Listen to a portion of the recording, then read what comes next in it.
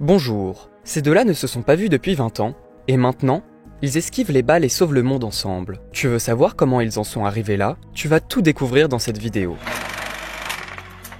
Mais d'abord, on doit revenir en 1996. On est dans le vestiaire des gars au lycée, un gros danse sous la douche. Ses camarades de classe le regardent. Pendant ce temps-là, le gymnaste de l'école accueille le prix de l'étudiant de l'année. Calvin Joyner, que tout le monde appelle Golden Jet, est invité à recevoir son prix. Pendant qu'il s'adresse à la foule, il commence un discours super motivant. Mais son TED Talk est interrompu par un étrange incident. Le gros de tout à l'heure s'est fait expulser de la douche et il se fait balancer dans le gymnase, complètement nu. Les gens commencent à rire et Calvin a pitié du pauvre gars. Il lui donne sa veste et l'aide à se couvrir. Transition à aujourd'hui. Calvin n'est plus le mec populaire qu'il était. Il travaille dans un bureau, il regarde comment ses collègues se font promouvoir et il supporte les blagues stupides de son collègue d'Open Space. Il a aussi épousé son amour du lycée, Maggie. Pendant qu'il dîne avec sa femme, Calvin lui dit qu'il ne veut pas aller à la réunion d'université qui est prévue dans quelques jours. Quand il dit ça, Maggie n'est pas contente. Elle a pris son temps pour s'y préparer et pour choisir une belle robe. Son mari lui avoue qu'il n'est pas du tout prêt pour les questions que tout le monde va lui poser. Après tout, ils s'attendaient tous à ce qu'il devienne au moins gouverneur, alors qu'il n'est pas plus qu'un simple comptable. Le lendemain, Calvin traîne sur les réseaux sociaux. D'un coup, il remarque qu'un certain Bob Stone lui a envoyé une demande d'amis. Calvin n'a aucune idée de qui c'est, mais il accepte quand même la demande. Ce fameux Bob l'invite à aller boire une bière. Calvin lui demande comment ils se connaissent. Puis il se rend compte que c'est le paria du lycée, et il ne sait pas quoi dire. Calvin accepte quand même l'invitation. Calvin n'arrive tout simplement pas à croire que cette montagne de muscles devant lui est le même Robbie que celui qu'il a connu au lycée. Les gars s'assoient pour boire une bière, discuter et s'amuser. Un peu après, Bob se rend au bar pour se resservir en bière, sauf qu'un mec essaie de prendre sa chaise. Calvin essaie d'expliquer poliment que la chaise est prise, mais il ne fait qu'empirer les choses. Bob revient et s'occupe rapidement des gars. Calvin est choqué par ce qu'il vient de voir. Bob l'invite à faire de la moto et ils vont au lycée. Pendant que Calvin revit des souvenirs agréables, Bob se sent plutôt triste. Il se confie à son nouvel ami en disant que depuis ce soir-là, il ne s'est plus jamais déshabillé devant une autre personne. C'est là qu'il voit une vitrine dédiée aux diplômés de 96. La vitrine ressemble plus à un hôtel de réussite de Calvin qu'autre chose. Il y a des tas de trophées, de photos et de certificats. Mais Calvin n'est pas content de voir tout ça.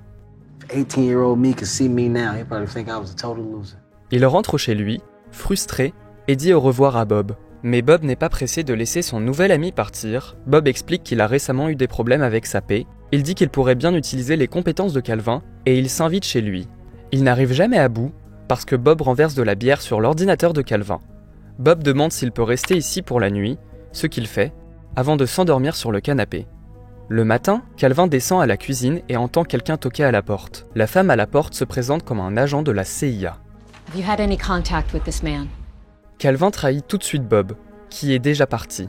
L'officier Harris dit à Calvin que Bob est recherché pour meurtre et trahison. Calvin commence à comprendre que les choses deviennent assez intenses et il renonce à son amitié avec Bob, sauf que le fugitif a indiqué qu'il était son seul contact en cas d'urgence.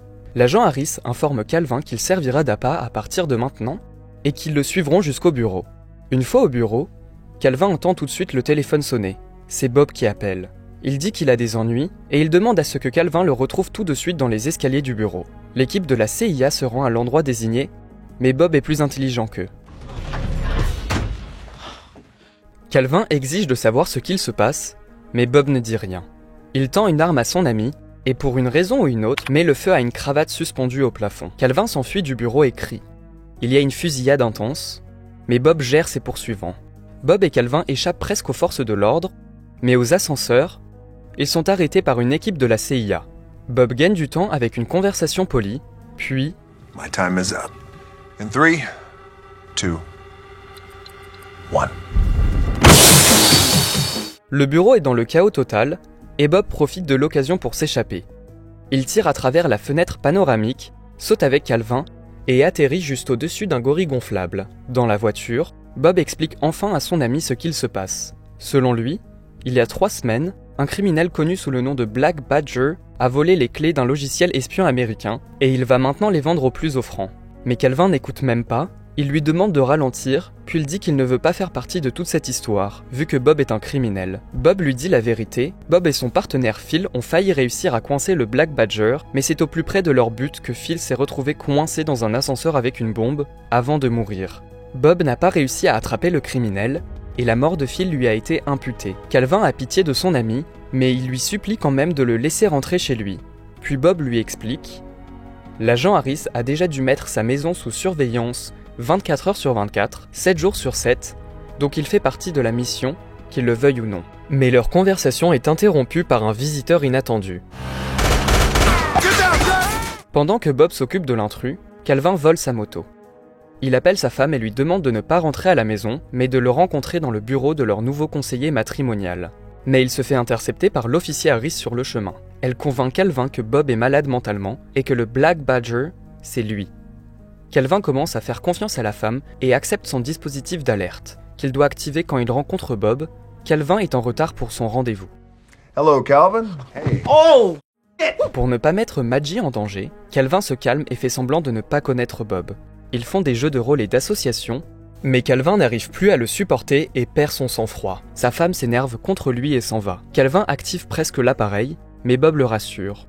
Il lui dit qu'il n'a aucun code. Pour les trouver, il a besoin de l'aide de Calvin. Calvin, curieux, le croit et l'emmène chez son ami, spécialiste des transactions internationales. Cet ami s'avère être Trevor, le mec qui a harcelé Bob devant tout le lycée il y a 20 ans. Trevor donne vite un numéro de transaction au gars, et il est très poli au début. Il s'excuse même pour ce qu'il a fait, mais on comprend très vite que c'est juste une autre blague, et qu'il n'a pas du tout changé. Calvin est persuadé que Bob ne va pas se laisser faire par son tyran, mais il est resté sans rien dire. Il quitte le bureau en silence. Calvin le suit hors du bureau et reçoit un appel de Harris. Elle exige de connaître son emplacement et d'y garder Bob jusqu'à l'arrivée d'une équipe. Dehors, Bob dit à Calvin qu'il était le seul à ne pas le harceler. C'est pourquoi il est le seul ami en qui il peut avoir confiance. À ce moment-là, Calvin lui avoue qu'il vient de livrer Bob à la CIA. Harris interroge Bob, mais l'homme ne veut pas parler. Elle ordonne donc d'apporter des instruments de torture, et pendant ce temps-là, Calvin trouve un plan pour distraire les gardes. Calvin prend les clés et entre dans la salle d'interrogatoire. Les amis enchaînent Harris à la table, puis ils s'enfuient. Bob demande si Calvin a toujours les numéros de transaction. Apparemment, ce sont les coordonnées de l'endroit où la vente est sur le point de se produire. Les amis entrent les coordonnées dans un téléphone et découvrent que la vente se passera à Boston. Les deux partenaires se rendent dans un aéroport privé, à la recherche d'un avion. Pendant que Calvin distrait le gardien, Bob prépare l'avion pour le vol. Les amis arrivent enfin à l'endroit indiqué. Calvin s'inquiète parce que l'endroit où la vente est censée avoir lieu n'est pas caché du tout. Il voit l'entrée du parking souterrain à proximité et il se dit que la réunion aura très probablement lieu là-bas. Bob le félicite pour son esprit vif et il suggère qu'ils se séparent. Dans le parking, Bob voit un groupe d'hommes, dirigé par le client. Pendant ce temps-là, Calvin repère Harris à l'entrée du parking et il se dit qu'elle doit être le Black Badger. Il essaie d'appeler Bob, mais il ne décroche pas. Calvin court au parking pour prévenir son ami, mais... Après avoir tiré sur son partenaire, Bob sort une clé USB de sa poche. Là, Phil sort de derrière un pilier. Le soi-disant mort déclare qu'il est le Black Badger et qu'il a les codes. Le client est impatient. Il exige de lui remettre les 2 clés USB. Les anciens partenaires lancent les clés USB par terre, quand d'un coup, une équipe de la CIA arrive dans le parking. Un combat s'ensuit. Calvin, qui a déjà réussi à récupérer, ramasse les clés USB du sol et s'enfuit. Le client le rattrape presque, mais Bob sauve son ami juste à temps. Mais Calvin ne veut pas l'écouter, il s'enfuit vers le pont qui est à proximité. Il ne reste pas seul très longtemps, bientôt, Bob est sur sa gauche et Phil sur sa droite. Ils supplient tous les deux Calvin de les croire.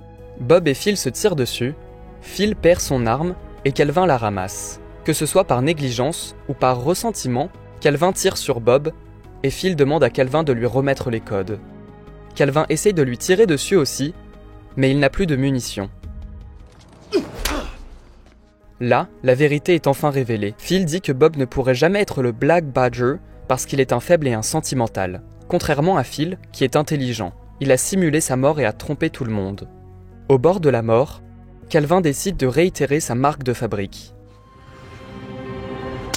Ça suffit pour distraire Phil. Bob profite du moment et le pousse du pont. Les deux amis se demandent pardon, remettent les codes à Harris et se dirigent vers la soirée de retrouvailles. Les gars arrivent à la soirée en hélicoptère. Calvin présente Maggie à Bob et lui présente aussi ses excuses pour ne pas avoir apprécié le bonheur simple aux côtés de son bien-aimé. Tous les trois entrent dans le gymnase où ils sont sur le point d'annoncer les noms du roi et de la reine du bal. Bob panique et s'enfuit presque, mais Calvin l'arrête. Il a piraté le système de vote et c'est Bob qui devient roi du bal. Bob se fait applaudir par toute la foule. Sur le chemin, il voit Trevor qui recommence à se moquer de lui. Mais cette fois, Bob le musclor n'a plus peur de lui. Il l'assomme d'un seul coup de poing et monte sur scène. Bob dit qu'il y a 20 ans, il se tenait ici, sans défense, et que tout le monde s'était moqué de lui. Mais maintenant, tout a changé. Il a un meilleur ami qui lui a appris à ne pas avoir peur d'être lui-même. Sous les yeux choqués de tout le monde, il arrache ses vêtements et se tient complètement nu devant tout le monde. Plusieurs mois passent, Bob attend Calvin, qui dit au revoir à sa femme enceinte. Il est venu apporter un souvenir du passé à son ami, puis aussi pour le soutenir avant son premier jour à son travail pour la CIA. Bob, is that my jacket? Yes! No, wait a minute! Yes! T'aimes bien des histoires d'amitié qui se ravivent après avoir passé de longues années loin l'un de l'autre? Si t'en as, partage-les dans les commentaires. Puis n'oublie pas de liker la vidéo et de t'abonner à la chaîne pour trouver des films sans perdre de temps.